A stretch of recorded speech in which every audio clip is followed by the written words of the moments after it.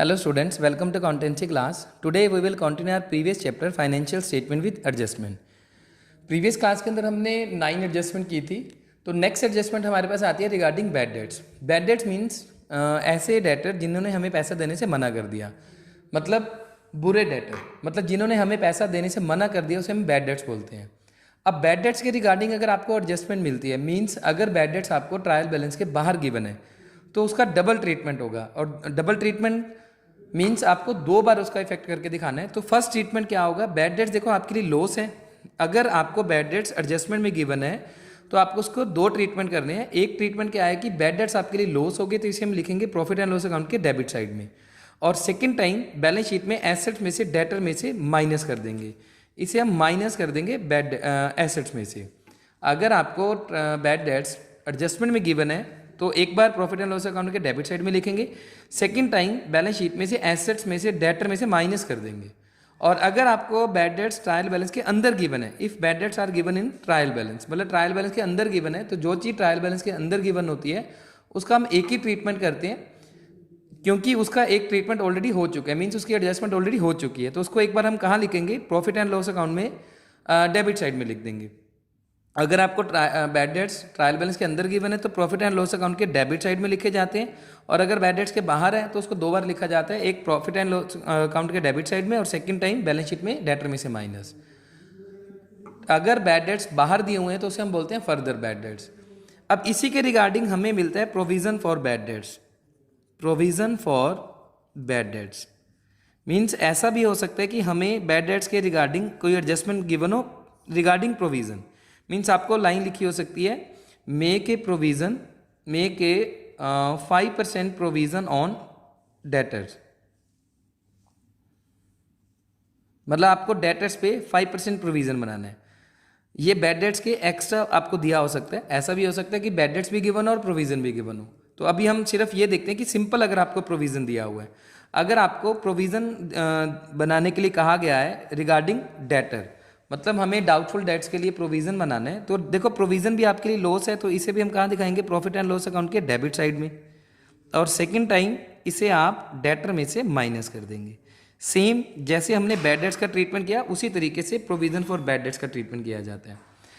Provision for bad debts means आपने debtor के लिए प्रोविज़न बनाया, हमें डाउट है कि हमारा कुछ पैसा और डूब सकता है.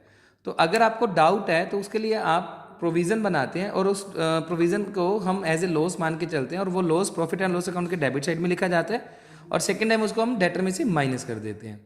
अब ऐसा भी हो सकता है कि हमें बैड डेट्स भी गिवन हो और प्रोविज़न फॉर बैड डेट्स भी गिवन हो, तो उसके अंदर हमें क्या करना होगा, पहले बैड डेट्स को ट्रीट करना होगा, मीन्स फर्दर बैड डेट्स को ट्रीट करना होगा, सेकेंड प्रोविज़न फॉर टैक्स को. तो उसके रिगार्डिंग हम एक एग्जाम्पल लेके चलते हैं सिर्फ बैड डेट्स के रिगार्डिंग के एडजस्टमेंट. तो उसके थ्रू सीखते हैं कि बैड डेट्स का ट्रीटमेंट और प्रोविजन फॉर बैड डेट्स का ट्रीटमेंट आपको कैसे करना है.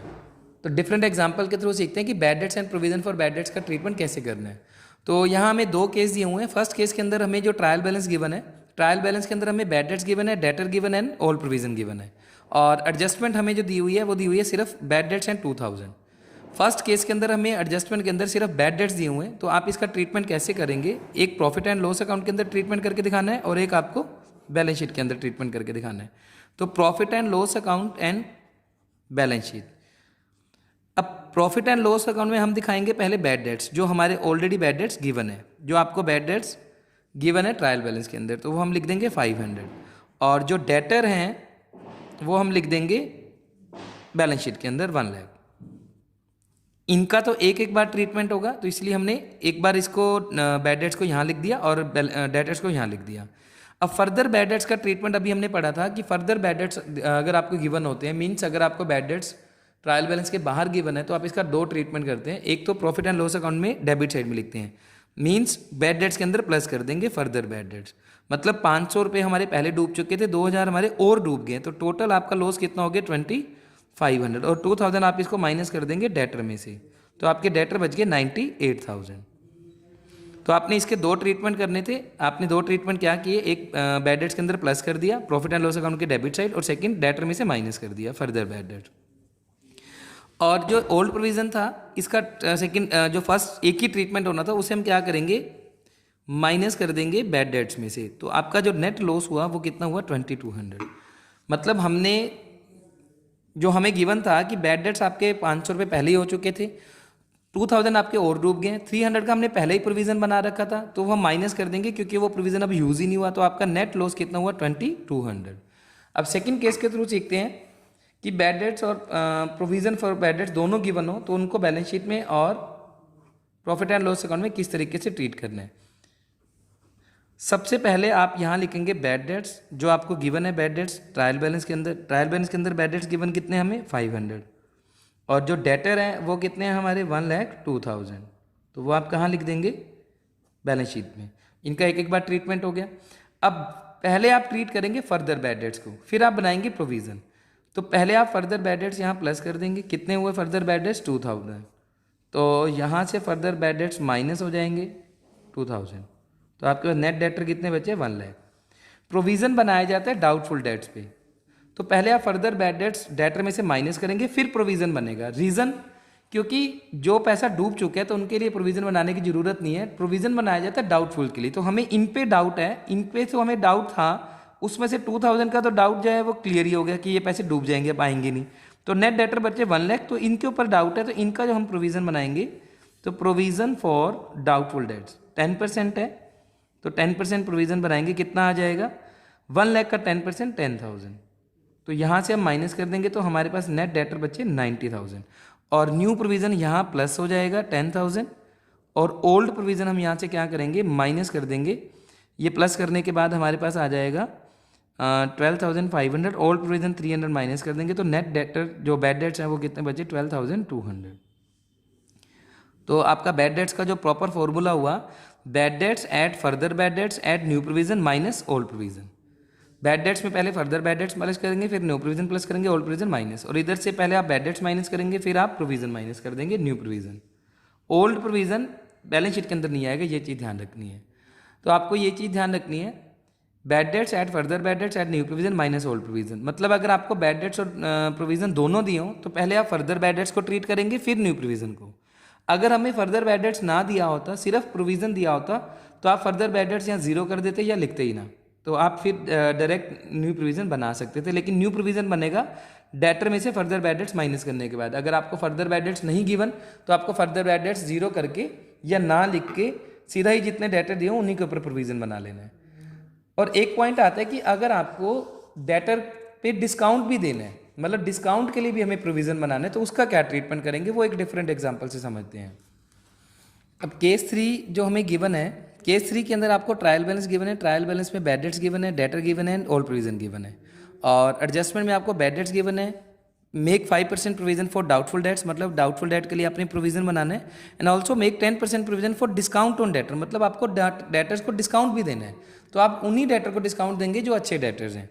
तो इनका ट्रीटमेंट आपको किस तरीके से करके दिखाना है, पहले हम प्रॉफिट एंड लॉस अकाउंट में ट्रीट करते हैं, साथ साथ बैलेंस शीट में ही ट्रीटमेंट करते जाएंगे। तो profit and loss account and balance sheet. ऐसा भी हो सकता है कि आपको इन तीनों में से एक ही एडजस्टमेंट दी हो, ऐसा भी हो सकता है कि तीनों एडजस्टमेंट दी हो और दो भी एडजस्टमेंट दी हो, लेकिन पहले आपने ट्रीटमेंट करना है इसका बैड डेट्स का, फिर प्रोविज़न का, फिर discount on provision for discount. मैंने ऑलरेडी इसको सीक्वेंस में लिखा है, ऐसा भी हो सकता है कि आपको सीक्वेंस में ना लिखा मिले, तो आपने इसको करना इसी सीक्वेंस में ही है। तो सबसे पहले यहाँ हम लिखेंगे बैड डेट्स। बैड डेट्स कितने हुए हमारे पास 500, और डेटर कितने हैं हमारे पास 1,02,000। तो इनका एक बार ट्रीटमेंट होना था, तो हमने ऑलरेडी एक बार इसका कर दिया।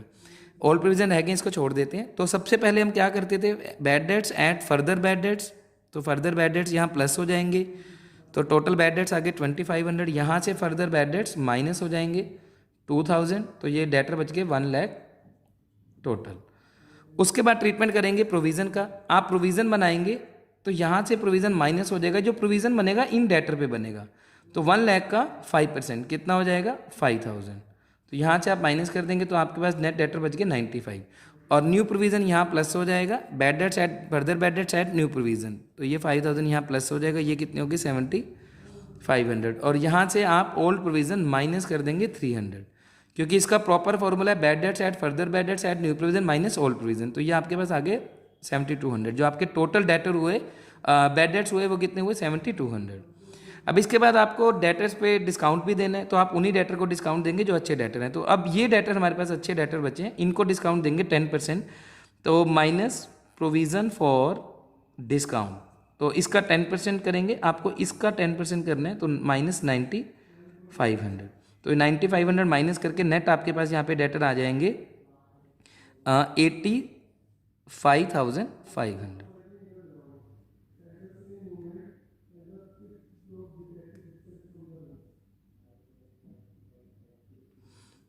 और यहाँ आप लिख देंगे to provision for discount on debtor, ये कितना आ जाएगा आपके पास 9500।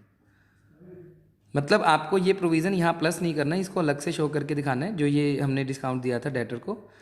तो बैड डेट्स का फॉर्मूला है bad dates add further bad dates add new provision minus old provision, और इधर से पहले फर्दर बैड डेट्स माइनस करेंगे, फिर उसी जो डेटर आएंगे उन्हीं के ऊपर न्यू प्रोविज़न बनाएंगे, वो माइनस करके नेट डेटर, उन्हीं के ऊपर आप डिस्काउंट दे देंगे, वो माइनस करके आपके पास नेट डेटर आ जाएंगे।